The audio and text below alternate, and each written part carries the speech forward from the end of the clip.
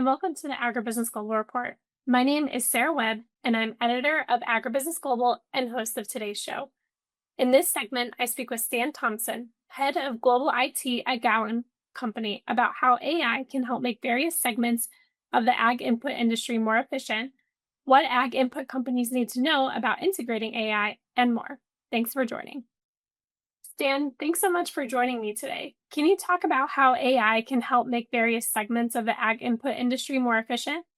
Thanks, Sarah, for that question. We're seeing artificial intelligence create some real efficiency gains across three core areas of the ag input business. First area is regulatory and compliance workflows. In agricultural chemicals, the cost and time to move a product through registration, whether that's EPA submissions in the US and Visa in Brazil or EFSA in Europe, it's quite enormous. The goal is to reduce the manual burden assembling toxicology dossiers, cross-referencing data requirements, and tracking submission status across jurisdictions. The second area is product and formulation intelligence.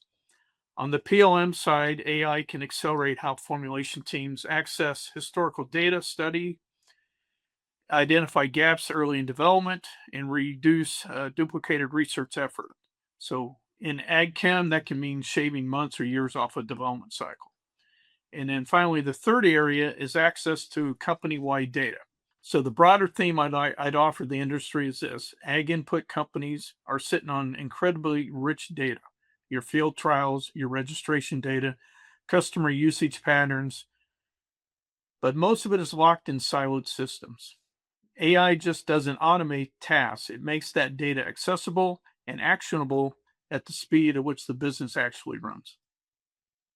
Okay, and is there anything that industry manufacturers, distributors, and formulators need to take into consideration before using these types of tools? Because the failure mode in this industry isn't usually that AI doesn't work, it's that companies deploy it without thinking through the surrounding system.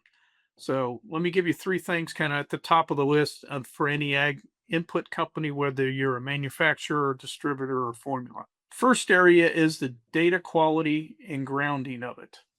AI is only as good as the data behind it. We have this term in IT, garbage in, garbage out. In ag chem, that means label data, SDS documents, regulatory filings, formulation records. A lot of it's in PDFs, legacy ERP systems, or even people's heads.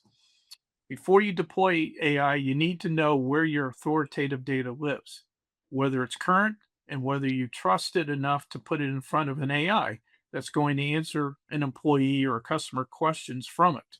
Second area is regulatory liability exposure. This industry operates in one of the most regulated environments in the world. If an AI tool gives a distributor incorrect application rate guidance or a formulator the wrong compatibility data, the downstream consequences can be real serious, agronomically, legally, and reputationally. So you need a human verification checkpoints and clear guardrails on what AI is and isn't authorized to answer. And finally, the third area is change management and trust. The best AI tool fails if your people don't use it and don't trust it. In our experience, that trust is built by being transparent about what the AI can do and can't do. It's grounding it in company data rather than generic LLM outputs and rolling it out with clear governance. Employees need to feel like AI is working for them, not replacing them or exposing them to risk. So the bottom line is, I feel the technology is ready. The question is whether your data, your governance, and your people are ready with it. Okay, well, thank you so much, Stan, for joining me today and for sharing all of your insights. We appreciate it. My pleasure. Thanks again for tuning into the AgriBusiness Global Report. I'm your host, Sarah Webb. Until next time.